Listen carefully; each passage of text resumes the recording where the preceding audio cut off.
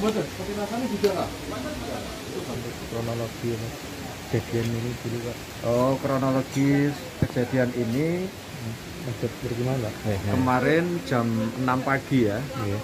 Kurang lebihnya jam 6 pagi itu tiba-tiba tidak ada hujan, tidak ada angin. Iya.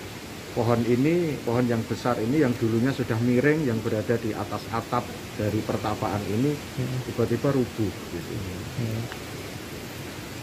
Itu menimpa ini Pak ya? Menimpa bangunan pendopo ini. Tidak ada korban jiwa atau? Alhamdulillah tidak ada korban jiwa. Ya secara singkat ini pertapaan Ratu Kalinyamat. Dulunya Ratu Kalinyamat bertapa di sini. Lah mengapa Ratu Kalinyamat bertapa di sini itu diawali dari terbunuhnya suaminya yaitu Sultan Hadirin. Sultan Hadirin itu suami Ratu Kalinyamat, Ibu Ratu Kalinyamat, terbunuh oleh Aryo Penangsang. Kemudian Ibu Ratu Kalinyamat ingin meminta keadilan kepada Allah, kepada Tuhan, agar sang pembunuh dari suaminya itu mendapatkan balasan yang setimpal dari Allah Subhanahu wa Ta'ala. Maka Ibu Ratu Kalinyamat menyendiri kholwat, kalau dalam istilah tasawufnya kholwat, kalau orang Jawa mengatakan topo atau semedi, yang dinamakan dengan istilah topo wudo senjang rambut, itu di sini untuk meminta kepada Allah, meminta keadilan agar sang pembunuh dari suaminya diberikan hukuman yang setimpal oleh Allah gitu.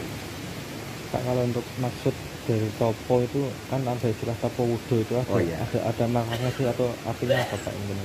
Topo wudo yang dimaksud topo wudo senjang rambut ya, khususnya untuk Ibu Ratu Kalinyamat itu bukan berarti telanjang bulat, itu bukan. Tapi beliau itu wudo dalam arti melepaskan busana keraton, tetapi memakai pakaian layaknya rakyat biasa gitu. Itu istilah topo wudo. Jadi beliau ketika semedi, ketika bertapa di sini itu tidak memakai busana keraton, tetapi memakai pakaian layaknya rakyat biasa. Maka orang Jawa mengatakan ratu kok orang nganggo ratu kok tidak memakai busana keraton, maka dianggap wudo.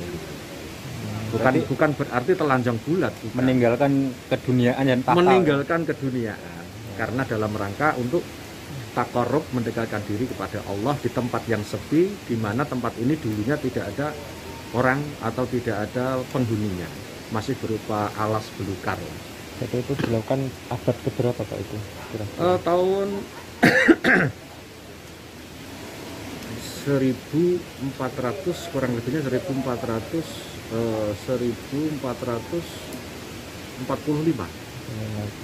kurang lebihnya seperti itu. dalam sejarah. Tapi ada versi-versi yang lain. Pak Minso mungkin bisa jelaskan untuk silsilah sing Dari Ibu Ratu Kalinyamat, beliau adalah putri dari Sultan Trenggono Demak yang diperistri oleh Syekh Thoyib yang dikenal dengan Sultan Hadirin, kemudian berdomisili di Jepara, kemudian suaminya menjadi seorang sultan yang pemimpin yang berada di Jepara, kemudian bermukim di Jepara dan meninggal di Jepara. Dan ketika suaminya itu meninggal, yang menjadi wakil dari suaminya untuk memimpin Jepara itu Ibu Ratu Kalinyamat.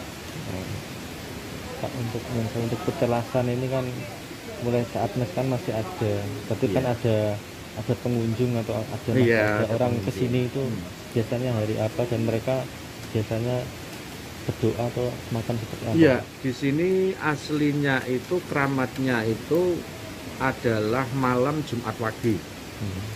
Cuma untuk hari-hari biasa ya ada tamu 1, 2, 3 tamu yang punya hajat, kemudian berwasilah, bertawasul meminta kepada Allah dengan wasilah kepada Ratu Kalinyamat dan napak tilas. Karena pada waktu itu Ratu Kalinyamat doanya dikabulkan Allah itu di tempat ini. Maka para anak cucu ketika punya hajat, napak tilasnya di sini agar hajatnya dikabulkan Allah seperti Ratu Kalinyamat gitu. Tapi masih ada yang datang ke sini gitu ya? Banyak. Pak Mutusin. Kampun? Ya. Oh bisa.